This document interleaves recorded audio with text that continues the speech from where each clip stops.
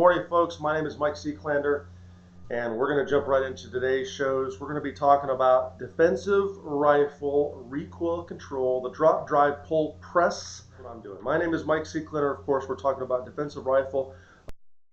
Safety first. So if you're going to join me this morning with any of your firearms, make sure you are absolutely positively in an area where you have no loaded weapons whatsoever. Now I have a couple different rifles here, a couple different long guns. I have one rifle and one carbine. This is one of my Wilson Combat defensive rifle setups. This is actually one of the ones that I had last week on the live stream. So this is a 223 setup with a Wilson Combat Whisper suppressor. I'll talk about this stuff here in a second, but I'm going to double and triple check my chamber there on that particular one. And then, of course, I have one of my PCCs, so a little bit lighter rifle here, actually carbine, I should be saying. So this is one of my 9mm AR-9Gs. I've got a clear chamber there. Double check that. And by the way, when you're clearing your long guns out, do me a favor and make sure you are definitively looking inside the chamber. You can very easily, especially with the PCC type system, have a situation where you don't extract that round out of the chamber. That's actually quite common, especially when the chamber gets very, very dirty. If you shoot these, they get dirty very, very quick. So, do me a favor and make sure you're double checking those long guns, that they are in fact unloaded. So no live weapons, no live ammo today for the live stream whatsoever. If you want to know more about me, my bio can be found on MikeSeeclander.com or shooting-performance.com. You can check it out. I'm a Wilson Combat sponsored shooter. Of course, I'm showing some Wilson Combat guns today, and a full-time professional instructor and shooter. That's what I do for a living. These are the basics, right? So, if we're talking about defensive rifle and you want the full system, get the book, or join the American Warrior Society. All of the training material is in there. The book is a 300-plus page book that my partner in crime, Rich Brown, helped me edit. Probably the best book I've ever written. It's on Amazon or on the web store. You can get it on a lot of different locations. So check out the full book if you want the full training program. And if you are not a member of the Shooting Performance Training Addicts Facebook group, if you're on Facebook, when you're done with this, write a little yellow sticky, go to Shooting Performance Training Addicts, request the access. I'll grant access as long as you're legit. That's the open group. By the way, if you're a member, you should be members of the closed groups. Join those closed groups. And then last but not least, before we get into this show, podcasts. If you podcast or drive or have a regular session in the gym where you don't have a lot to do, check out our podcast. Search AmericanWarriorShow.com. You're going to find Rich's and I's podcast. We've had pretty much anybody and everybody who's a great shooter, a great fighter, a great fitness expert on the show. So I think it's a really compelling show, good show for you to listen to. So now, this is the standard charging handle you would have found on any of the rifles here in the last couple of years. And this is the new Wilson Combat Ambi charging handle. And a couple things I like about this. Number one, they set it up so it's got a real definitive surface area in terms of what I'm actually hooking my finger on, right? So it's very aggressive in terms of me hooking this sucker on my finger, but it's not so aggressive where I can aggressively hit this and it tears my finger up. Now this one is the small one. If you look at this one compared to, for example, the one on my PCC, this is the medium. So they make a small, a medium, and a large. And the cool thing about this Ambi charging handle is you could put a small on one side and a large on the other, for example. You could run large and large, you could run medium and medium, you could run whatever you want. So if you have an interest in a good charging handle, a great charging handle, they just came out with these. Go to wilsoncombat.com, go to the store and check them out. Like I said, this is the small. This is probably what I would run on maybe a defensive rifle. Maybe the small on one side and the medium on the opposite side. I might run the medium on this side and the small on the side that's closest, to my offhand sometimes. I'm not sure about that. I'd have to experiment. But anyways, they give you the ability to do that. You simply pop the pin out and you can put the different sizes on the actual charging handle itself. So that's the Ambi charging handle. Check that out. Let's do this. I'm going to go ahead and insert an empty magazine into the rifle. I'm going to go ahead and sling up, and I'm going to start talking about rifle recoil control. All right, so let's talk about this one more time. If you're jumping me, I've got an unloaded and clear rifle. We're going to talk about the recoil control secrets or the platform. In other words, how do you best control your rifle or your carbine system? And one of the things that I want you to consider is the first step in me controlling the long gun is making sure that I'm utilizing as much of my lower body to control it as possible. So that means that when I'm actually standing, a lot of people tend to take their feet and they tend to blade off their feet. So for example, if you're a right-handed shooter and you're shooting on your right shoulder, they take the feet and they start to blade off that right foot. Now, as that right foot starts to blade off, the problem with that is it starts to turn my pelvic girdle, right? So if I blade that right foot off and turn that pelvic girdle, then that pelvic girdle, in essence, which is attached to my core, starts to turn my body. And one of the things that I don't want to do is I don't want to have the rifle in a position or the carbine in a position where it can turn my body. And a couple of things that cause that. Number one, blading of the body, right? So if my body is bladed off and I have a good mount position, because my body is bladed off, the carbine or a rifle can actually push me in that direction when it recoils. The second thing that causes the body or the carbine or rifle to control my body is having an improper or the wrong position of the stock. Now, when we're talking about where to put the stock, I like to emphasize or focus on having the stock as centered on my body as possible. Now, granted, I understand that those of you that wear body armor and those of you that have different setups, maybe different sling systems or whatever else, may have to modify the stock position. So let's put it like this. The best principle we could say would be, I'm going to have the stock mounted as centered on my body as I possibly can, okay, where it doesn't interfere with anything else. So you want to have your stock as centered on your body as you possibly can, where it doesn't interfere with anything else. So think about this for a second. If the stock is mounted more centered on my body, what you're going to find is it has less leverage against you. It's going to have less ability to turn your body. The farther out the stock is on my shoulder, the more that rifle or carbine or shotgun, because the principles we're talking about apply for rifle, carbine, shotgun, any long gun, the more that system can actually push and control you, if that makes any sense, right? So the farther out this is, the more it controls you. The more centered your stock is, the more you can use your body weight to control the rifle, okay? So start out with a nice, square, aggressive stance. When I say that to my students in class, the word we use, you know what I'm talking about, alumni, is get athletic. So get athletic. That means feet should be wider than shoulder width, right? My knees are going to be slightly bent. My body weight is going to be on the balls of my feet, and my feet specifically for carbine or rifle are going to be pointed toward the target. I don't want you blading that strong foot off, if you're right-handed, toward the opposite direction, okay? The second step, once again, is to get that stock mounted as centered as possible, okay? So once I have the right stock position, then we need to start talking about the other control areas, meaning my hand on the pistol grip. Your strong hand on the pistol grip or on the stock, if you're shooting a shotgun or a rifle, should be as high as possible to have the best control position as possible. Now, key tip number 2. If you are grabbing the rifle, your strong hand thumb should be right in that safety. This is an always thing. This is a key tip. I see a lot of people grab this, the hand grip, and they have that thumb traveling below the safety. And then they mount the rifle and they try to pull the trigger and they can't pull the trigger and they wonder why the gun won't go off. And the gun won't go off simply because the thumb is too low, if that makes any sense. So, once again, athletic position, okay?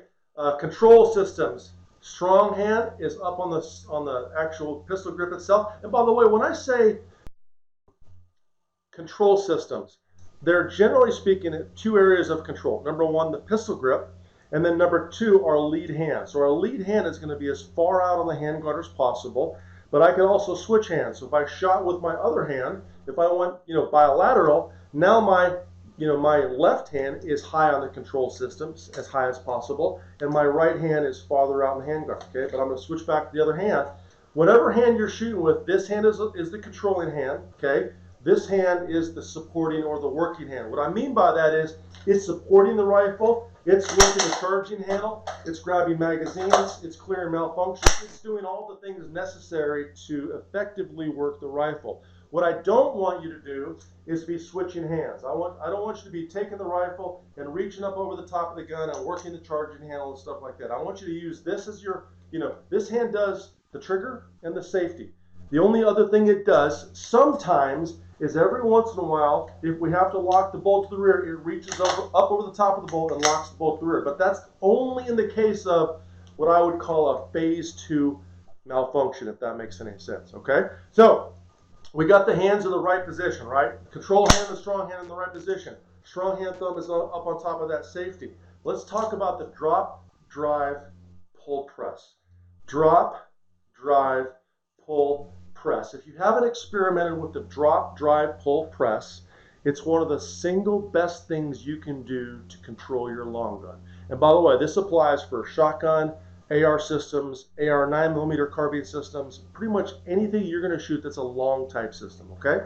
Drop, drive, pull, press. So once I mount the stock in the right position, okay, I'm going to drop my elbow, drive my shoulder into the gun, pull the stock into my chest, and press my cheek down. So once again, drop the elbow, drive the shoulder into the gun, pull the stock into my press or into my chest, and press my cheek down.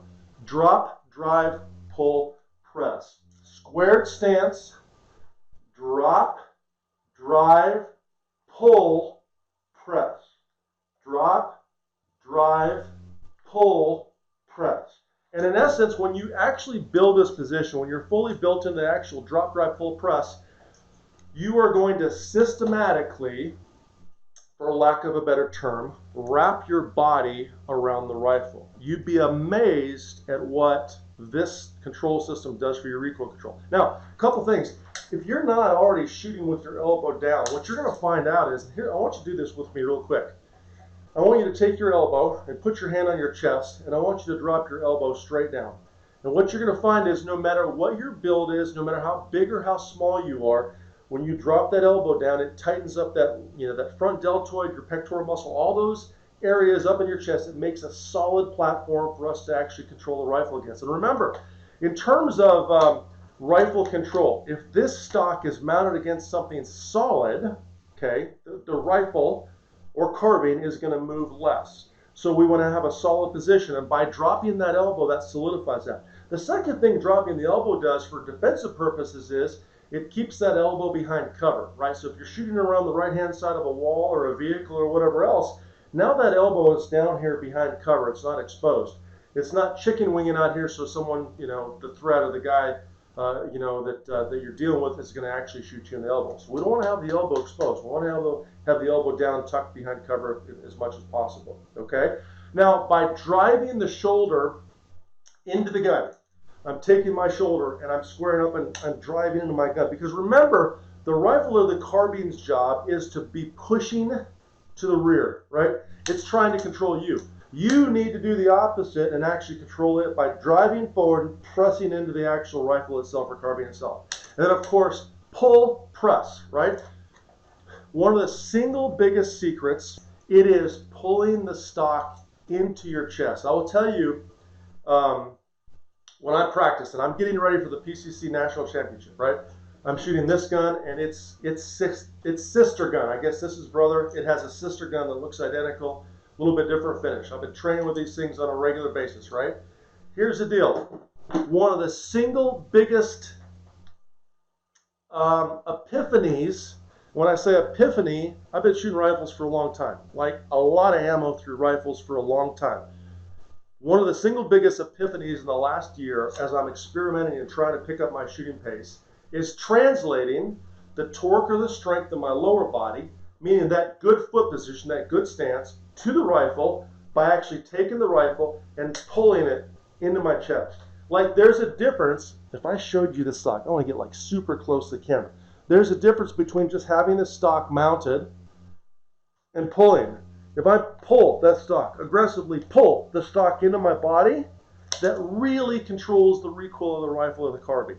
It's like the epiphany when you finally take your handgun and grip really hard for the first time, and the gun stops recoiling, and you're like, hey, why didn't I grip the handgun hard, the entire time? So when I'm controlling the rifle, I'm literally grabbing it hard here.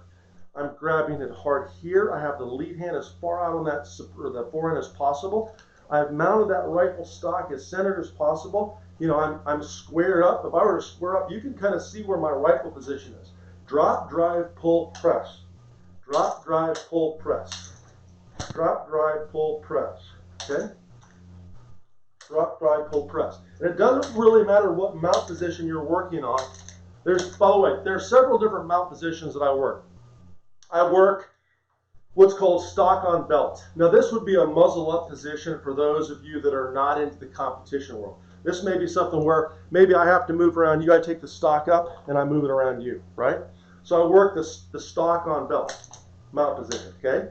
I also work the stock over shoulder. So I take that stock and I rotate it over my shoulder and I work on mounting over my shoulder. The reason I do over shoulder is because that's how I move. A lot of times I'll take the rifle, come over my shoulder, run, run, run, and then remount those positions, okay?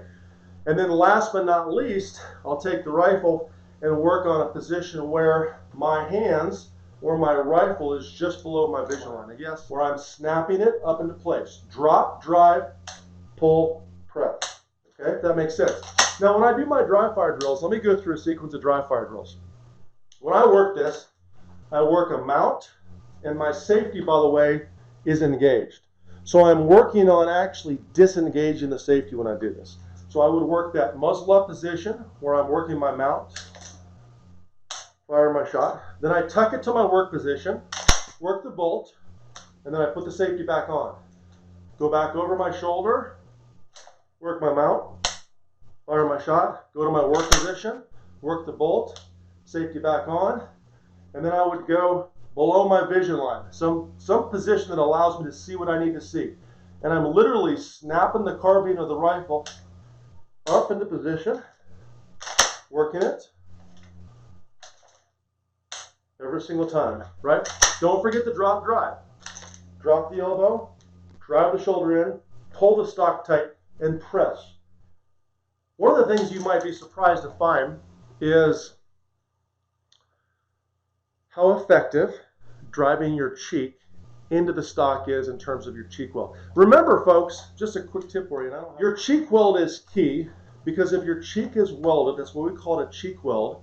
If your cheek is welded to the stock in the right spot, that automatically lines your eye up into position with the optic. And I'll get a different gun out here. So let's say I'm shooting my PCC, unloaded and clear PCC here, and I'm trying to gain every 10th of a second that I possibly can. Like I'm just trying to mount it as quickly as possible, right? Where I'm, you know, my stock is on my belt. This is a competition gun, right? But you know, a 10th of a second at a time is important. The faster I get my cheek into this position, the more lined up my face is going to be with the dot. By the way, folks, if you are watching this on YouTube and you enjoy this material or you have a question, YouTubers, shout out to you. Please type your question. I go back on YouTube every single week, just like I go on Facebook every single week, just like I go on Instagram every single week after these live streams, and I answer your questions. So if you have comments or questions, type it up there. If you're on YouTube right now and you like this, do me a favor and share it. We covered a couple different things. First of all, I showed you a couple different systems here. I've got my PCC in my left hand. I've got my AR home defense system in my right hand. Okay, and we talked about how to control that recoil. In summary, nice, aggressive, wide stance. Learn to mount the stock as centered as possible for your particular setup, your particular gear. Remember, the stock is in a position where I don't have to bring my head down to the gun, where I bring the gun up to my head, and then when I decide to actually shoot, I'm going to drop the elbow, drive the shoulder forward, pull the stock into my chest, and press my cheek into the cheek weld. And don't forget where your control hands are. Strong hand is the working hand, rides the safety. The other hand is going to be as far on the gun, as far forward on the gun as possible and feasible for your particular body type. This might be too far for me. This is definitely too close. So I want to have it as far as feasible for the position that I'm trying to shoot from for the long gun I'm working on. Okay? See, for those of you that shoot PCC, these recoil control tips I think will really help you out. Okay? Defensive shooters, law enforcement officers, in the U.S. military. Thanks for your service. You as well. Folks. Thank you. That's all I have for you. Here's the deal. You know what to work on. Long gun control. Drop, drive, pull, press. Do your repetitions. Work the muzzle up. Boom. Do some reps there. Work the stock over shoulder. Do some reps there. Work the muzzle down. Do some reps there. Make sure you're manipulating the safety, right? Put the time and the effort in, right? Because without the time and the effort, nothing actually matters. Once again, for you watching this later on the week on Friday, YouTubers, shout out to YouTube. Thanks for watching my YouTube channel. Do me a favor, share this with other shooting buddies that might appreciate the YouTube stuff. Maybe you're not on Facebook Live, which is perfectly fine. Do me a favor. We're trying to get up to 10,000 subscribers on YouTube, and those 200 of you watching this can totally help me out on this. Thanks, folks. Stay safe. Have a great day.